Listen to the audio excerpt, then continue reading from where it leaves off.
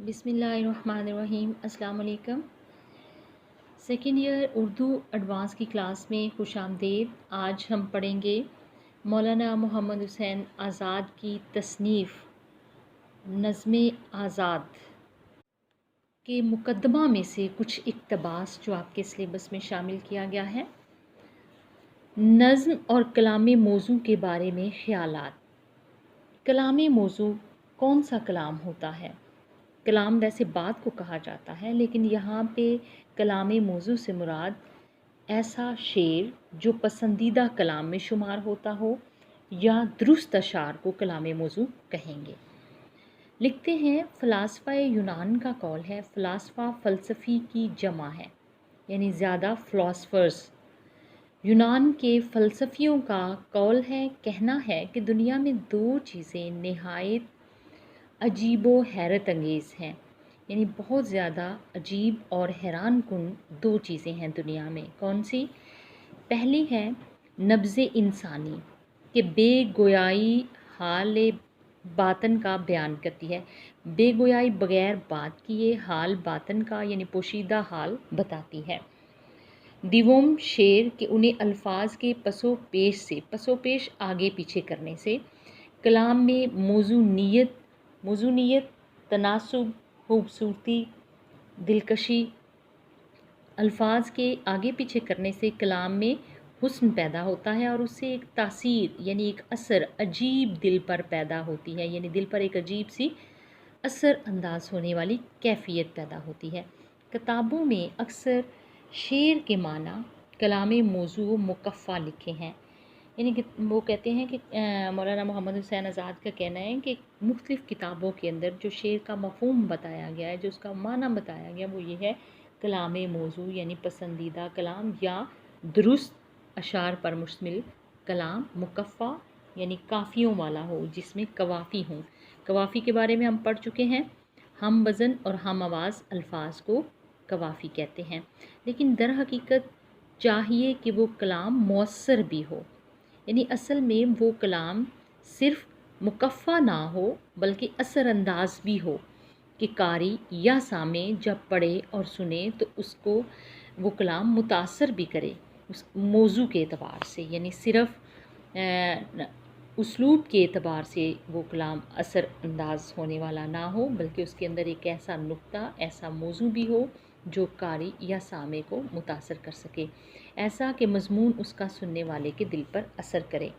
अगर कोई कलाम मंजूम तो है लेकिन असर से खाली है, यानी अगर कोई कलाम ऐसा है जिसमें कवाफ़ी, रदीफ़, इन सब को पेश नज़र रखा गया है, लेकिन उसके अंदर कोई ख़ास मौजू नहीं, कोई नुक्ता नहीं है, तो वो कहते हैं कि वो एक ऐसा खाना है जिसमें कोई मज़ा नहीं, खट्टा ना मीठा। जैसा कि ये शेर किसी उस्ताद का है, उसकी मिसाल वो ये शेर देते हैं, दंदाने तू जुमला दर देहांत। ए महबूब से मुखातिब है ना, ए महबूब तेरे सारे दांत तेरे मुंह के अंदर हैं। चश्माने तू ज़ेरे अब्रुअन, और तेरी आँखें तेरे अब्रुओं के नीचे हैं। अब ये फितरी तौर पर देखा जाए तो आँखें अब्रुओं के नीचे ही होंगी इंसानों की, और दांत मुंह के अंदर ही होंगे, दांत मुंह से बाहर तो नहीं हो सकते, या आँखें अब्रुओं के ऊपर, भमों के ऊपर तो नहीं जा सकती, नीचे ही होंगी। तो इसके अंदर क्या मफ़हूम है? कोई ऐसा नुक्ता नहीं है कि कारी या सामे इसको सुनकर या पढ़कर इसे मुतासर हो सके। जब इंसान के दिल में क़ुव्वत गोयाई यानी बात करने की ताकत और जोश मज़मून का जोश मुज्तमा होते हैं, इकट्ठे होते हैं, तो तबीयत से खुद ब खुद कलाम मौज़ू पैदा हो जाता है, यानी असर अंदाज होने वाला दुरुस्त अशार। कलाम मौज़ू का माना मैंने बहुत शुरू में बता दिया है कि दुरुस्त अशार, जो दुरुस्त अशार वही हैं जिसमें कवाफ़ी के साथ साथ माना व मफ़ाहीम को भी पेश नज़र रखा जाए, मौजू को भी पेश नज़र रखा जाए। तो कहते हैं ज़ाहिर है कि जिस कदर ऐसी क़ुव्वत और इस क़ुव्वत का जोश व खरोश ज़्यादा होगा, उसी कदर कलाम पुरतासीर होगा, यानी उसी कदर वो कलाम जो है वो अपने अंदर ज़्यादा असर रखेगा और दूसरों को ज़्यादा हद तक मुतासर करेगा। रूए ज़मीन पर पहला गम हाबील का था कि काबील के सबब से हज़रत आदम अलैहिस्सलाम के दिल पर तारी हुआ। हाबील और काबील दोनों भाई थे।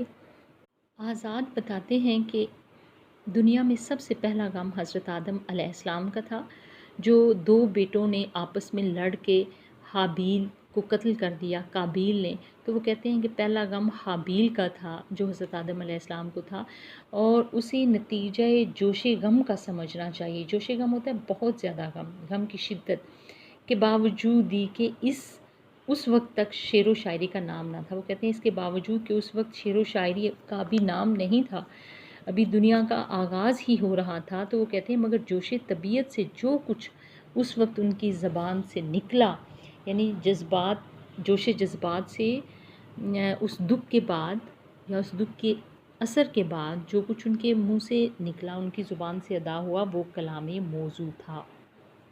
چنانچہ وہ سریانی میں اب تک موجود ہے۔ سریانی قدیم زبان ہے جو شام میں بولی جاتی تھی۔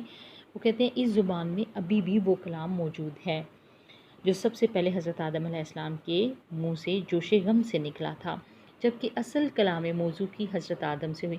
وہ کہتے ہیں کہ آغاز جو ہے وہ کلام موضوع کا وہ حضرت آدم علیہ السلام سے ہوا، تو فرزند رشید وہی موضوع طبع ہے۔ رشید کہتے ہیں لائق، تو لائق بیٹا وہی موضوع طبع ہے۔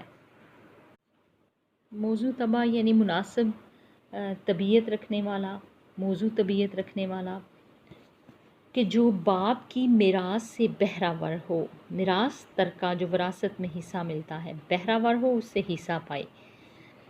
اس میں شک نہیں کہ آدمی اور حیوان میں فرق گویائی کا ہے، یعنی حیوان اور انسان کے اندر جو فرق ہے وہ زبان کا ہے، بات کرنے کا ہے۔ زبان یعنی جو سورس آف کمیونیکیشن ہے، بس قوت انسانی بھی اس میں کامل ہونی چاہیے، کامل سمجھنی چاہیے، یعنی مکمل سمجھنی چاہیے، جس میں قوت گویائی بات کرنے کی طاقت کامل ہو، مکمل ہو، چونکہ نظم بنسبت نثر کے زیادہ تر زور طبیعت سے نکلتی ہے۔ وہ لکھتے ہیں کہ نظم لکھنا جو ہے وہ نثر کی نسبت زیادہ مشکل ہے، کیونکہ اس میں جذبات کے اندر یا احساسات کے اندر جوش کا ہونا زیادہ ضروری ہے۔ اس لیے وہ کہتے ہیں یہی سبب ہے کہ بنسبت نثر کے مؤثر بھی زیادہ ہوتی ہے۔ نثر کی نسبت نظم جو ہے یعنی منظوم جو الفاظ ہیں اشعار کی صورت میں جو احساسات اور جذبات کو بیان کرنے کا ذریعہ ہے، وہ کہتے ہیں کہ وہ نثر کی نسبت زیادہ اثر انداز ہوتے ہیں، دوسروں کو زیادہ متاثر کرتے ہیں، ان کے دل کو زیادہ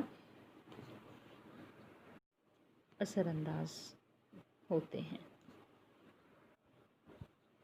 کوئی مضمون، کوئی مطلب، کوئی خیال جو انسان کے دل میں آئے یا مخاطب کو سمجھانا چاہے تو تکلم ہوتا ہے بات کرنے والا، تکلم سے نقش مدعا کو رنگ تحریر میں لاتا ہے۔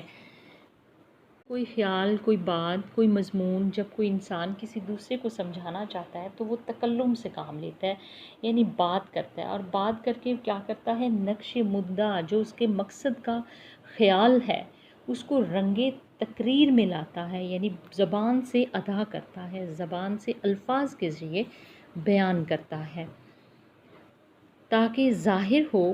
پس شاعر گویا ایک مصور ہے، مصور تصویر بنانے والا، لفظوں سے جو تصویر بناتا ہے، لیکن نہ وہ مصور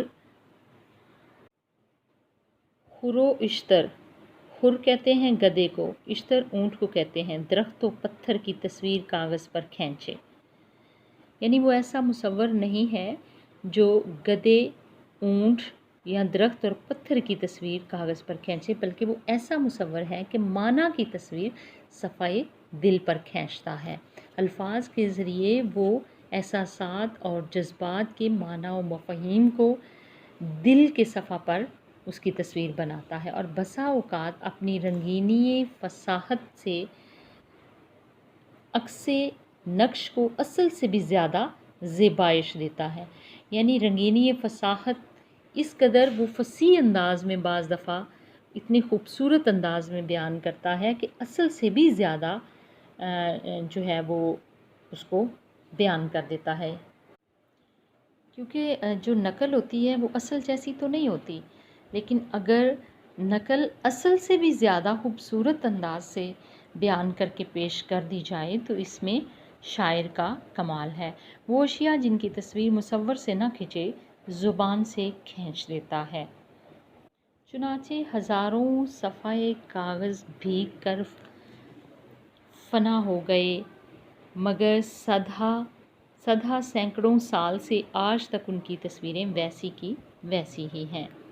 مولانا محمد حسین آزاد بتاتے ہیں کہ آج سے سینکڑوں سال قبل اگر کسی شاعر نے لفظوں کے پیرائے میں کوئی تصویر بنائی، کوئی تصویر کشی کی، کسی ماحول کو، کسی منظر کو یا جذبات کی ترجمانی کی لفظوں کی وساطت سے، تو وہ کہتے ہیں اتنے 100 سال گزرنے کے بعد بھی آج بھی وہ تصویریں ویسی کی ویسی ہیں۔ اگر آپ ان اشعار کو پڑھتے ہیں تو آپ کے ذہن کی تختی پر وہ پورا منظر اس دور کا بن جاتا ہے، بے شک وہ آج سے سینکڑوں سال قبل کا کوئی واقعہ یا کوئی منظر ہے۔ مزید لکھتے ہیں کبھی تصویر غم صفحۂ دل پر کھینچتا ہے، یعنی جو شاعر ہوتا ہے وہ کبھی غم کی تصویر دل کے نقشے پر، دل کے صفحہ پر کھینچتا ہے۔ غم کی تصویر سے یہی ہے کہ انسان کی زندگی میں جو غم ہیں، جو پریشانیاں ہیں، وہ ان کو کس طرح سے بیان کرتا ہے، اور اس طرح جوش غم کو خوبصورت انداز میں بیان کرنا کہ وہ سننے یا پڑھنے والے کے دل پر اثر انداز ہو۔ کبھی مضامین فرحت و عیش، یعنی خوشی اور عیش کے مضامین سے طبیعت کو گلزار کرتا ہے۔ گلزار کرنا، باغ باغ کر دینا، یعنی خوش کر دینا، بہلا دینا۔ انتہائی مرتبہ ہے کہ جب چاہتا ہے ہنسا دیتا ہے، جب چاہتا ہے رلا دیتا ہے۔ انتہائی مرتبہ یعنی مرتبے کی بلندی یہ ہے، مقام کی بلندی یا مرتبے کی انتہا یہ ہے کہ شاعر جب چاہتا ہے ہنسا دیتا ہے، جب چاہتا ہے رلا دیتا ہے۔ اہل عرب مارکہ قتل سے مراد ہے لڑائیاں، جنگیں میں رجز خوانی کرتے تھے، اشعار پڑھتے تھے جذبات میں جوش اور شدت پیدا کرنے کے لیے۔ شاعر اگر چاہے تو امورات عادیہ کو بھی بالکل نیا کر دکھائے۔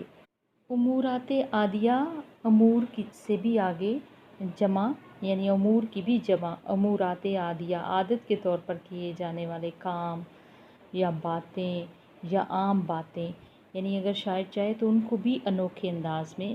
اصل چیز یہ ہے انداز بیاں، صرف انداز بیاں بات بدل دیتا ہے، ورنہ دنیا میں بات کوئی نئی بات نہیں۔ وہی چیز ہے کہ شاعر اپنے انداز بیاں سے کسی بھی چیز کو یعنی عام چیز کو خاص کر کے پیش کر سکتا ہے۔ پتھر کو گویا کر دے یعنی اس کو زبان دے دے۔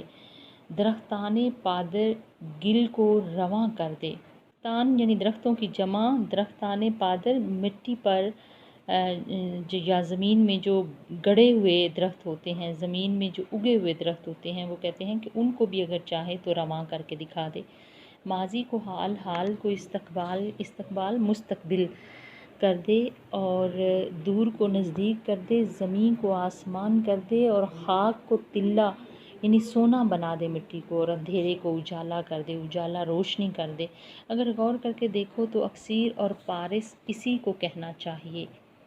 اکسیر کہتے ہیں کہ وہ چیز، کیمسٹری کی رو سے وہ چیز جس کے لگانے سے تانبا بھی سونا بن جائے، اکسیر۔ اور پارس وہ قیمتی پتھر ہے کہ جس کے بارے میں مشہور ہے کہ جس کو چھو جائے وہ سونا بن جاتا ہے، کہ جسے چھو جائے سونا ہو جائے۔ زمین اور آسمان اور دونوں جہان شعر کے دو مصروں میں ہیں۔